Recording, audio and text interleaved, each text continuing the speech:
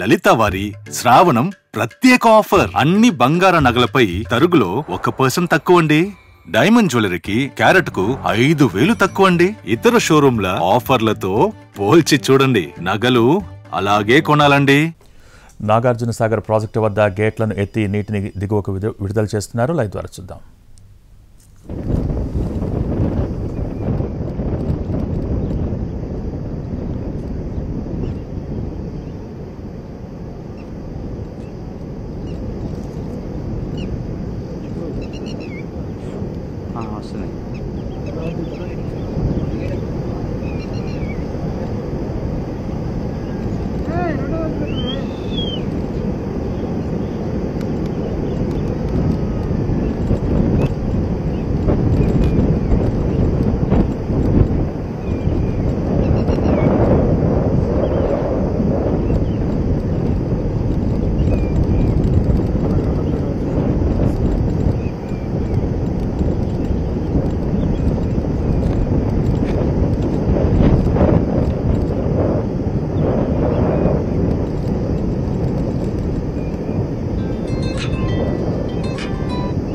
రవి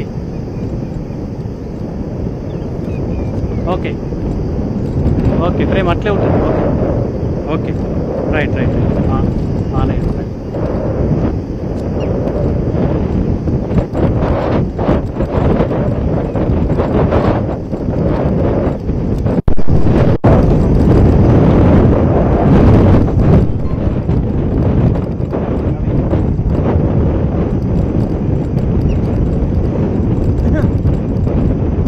క్లోజ్లో పెట్టమన్నా. Okay up to down close.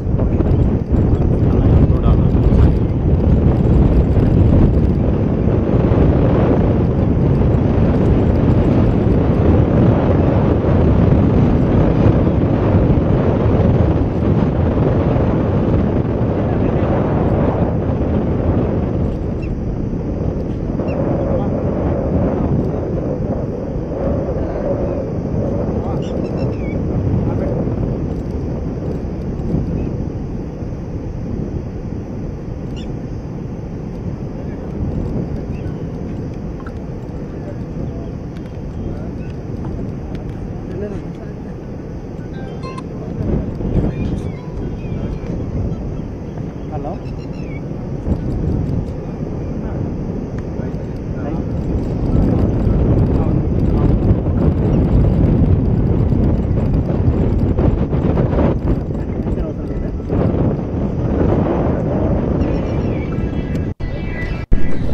Okay.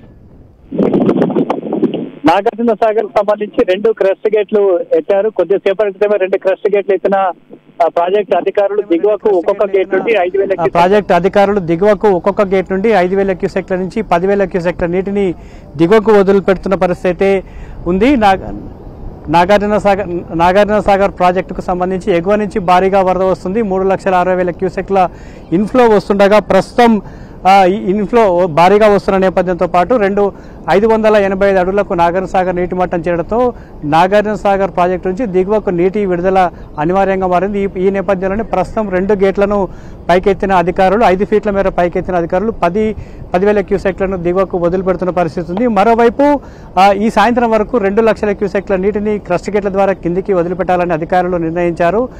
మరి కాసేపట్లోనే మరొక 4 లేదా 6 గేట్లు తెరుచుకునే అవకాశం ఉంది. మొత్తం 6 లేదా 8 క్రస్ట్ గేట్ల ద్వారా 2 లక్షల క్యూసెక్ల నీటిని దిగువకు విడుదల చేసేందుకైతే ప్రాజెక్టు అధికారులు అన్ని ఏర్పాట్లు చేశారు. ఎగువ నుంచి భారీగా ఇన్ఫ్లో అయితే కొనసాగుతుంది. మరికొద్ది రోజుల పాటు ఈ ఇన్ఫ్లో కొనసాగే అవకాశం ఉన్న నేపథ్యంలో ఈ క్రస్ట్ గేట్ల ద్వారా దిగువకు నీటి విడుదల మరికొద్ది రోజులైతే కొనసాగే అవకాశం ఉంది. క్రస్ట్ గేట్ల ద్వారా దిగువకు నీటిని విడుదల చేస్తున్న నేపథ్యంలో ఏదైతే ఈ క్రస్ట్ గేట్ల పరివాహక ప్రాంతంలో ఉన్న అన్ని జిల్లాలను అధికారులు అప్రమత్తం చేశారు. నల్గొండ, సూర్యాపేట, ఎన్టీఆర్ జిల్లాతో పాటు గుంటూరు, పల్నాడు జిల్లాలకు సంబంధించిన అధికార యంత్రాంగాన్ని కూడా జిల్లా యంత్రాంగాన్ని అప్రమత్తం చేశారు. ఎవరు కూడా ఆ కాలువ ఎడమ నాగార్జున సాగర్ నుంచి నీరు వచ్చే ప్రాంతాల్లోకి వెళ్ళొద్దు, వెళ్ళిన వారంతా వెనక్కి రావాలని కూడా చెప్తున్న పరిస్థితి చాలా స్పష్టంగా కనిపిస్తూ ఉంది. మరోవైపు ఆయకట్టు రైతాంగాన్ని అప్రమత్తం చేయడంతో పాటుగా ఎగువ నుంచి భారీగా వస్తున్న నేపథ్యంలో ఎగువ నుంచి వచ్చే వరదను కూడా ఎప్పటికప్పుడు మానిటరింగ్ చేస్తున్న పరిస్థితి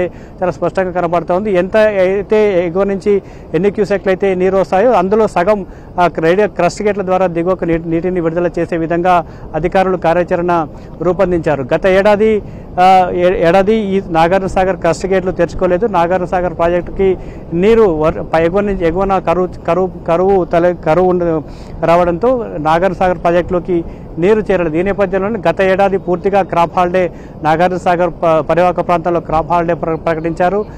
ప్రాజెక్టు క్రస్ట్ గేట్లు కూడా తెరుచుకోలేదు.